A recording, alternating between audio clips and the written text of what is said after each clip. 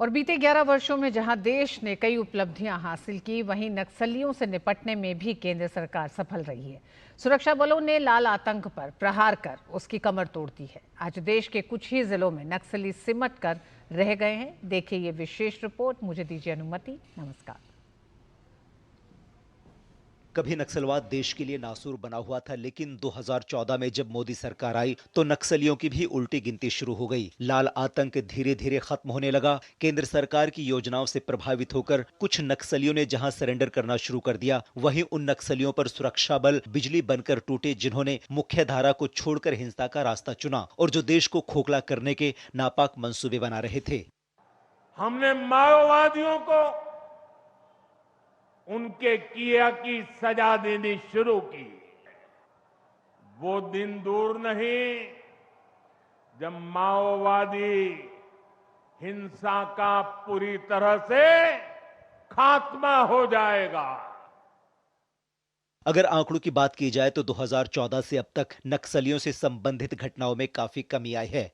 पहले देश के 11 राज्यों में नक्सलवाद फैला हुआ था, लेकिन बीते 11 वर्षों में यह सिमटकर केवल 3 जिलों तक रह गया है। हताहतों की संख्या 30 साल के सबसे निचले स्तर पर है। मार्च 2025 में बीजापुर में 50 नक्सलियों ने आत्मसमर्पण किया। सुकमा में 16 नक्सलियों को मार गिराया गया और कांकेर तथा बीजापुर में 22 नक्सलियों को मार गिराया गया। केवल वर्ष 2024 में 290 नक्सलियों को मार गिराया गया, 1090 को गिरफ्तार किया गया और 881 ने आत्मसमर्पण किया। वामपंथी उग्रवाद की हिंसा की घटनाओं में 2010 से 2024 तक 81% की कमी आई है। वर्ष 2024 में 928 और 2025 में अब तक 700 से अधिक नक्सली सरेंडर कर चुके हैं। सुरक्षा बलों की मृत्यु की संख्या में 2004 से 2014 के बीच 73% की कमी आई है। वर्ष 2004 से 2014 के बीच नागरिकों की मृत्यु की संख्या 4766 थी। 2014 से 2024 के बीच 70% की कमी के साथ 1495 रह गई है। नक्सल प्रभावित इलाकों में विकास पहुंचाने के लिए बजट में भी 300% की बढ़ोतरी की गई है। वर्ष 2014 से 2024 तक नक्सल प्रभावित इलाकों में 11,503 किलोमीटर हाईवे का निर्माण किया गया। 20,000 किलोमीटर ग्रामीण सड़कें बनाई गईं। पहले चरण में 2,343 और दूसरे चरण में 2,545 मोबाइल टावर लगाए गए।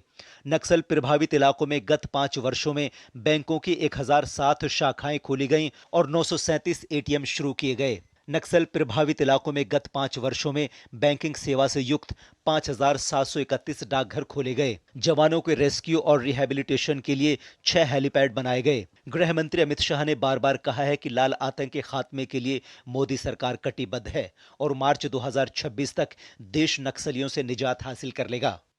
वामपंथी उग्रवाद की लड़ाई अब अपने अंतिम चरण में है, ऐसा हम कह सकते हैं।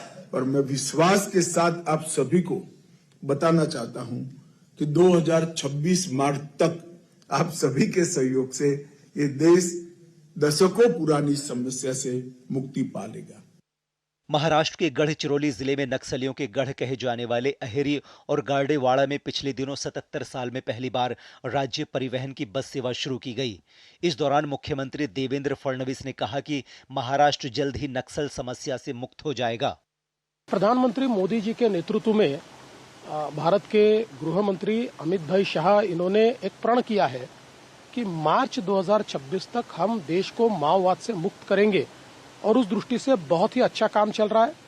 महाराष्ट्र ने तो पिछले 10 सालों में इस लड़ाई को अंतिम छोर तक लाकर छोड़ दिया है।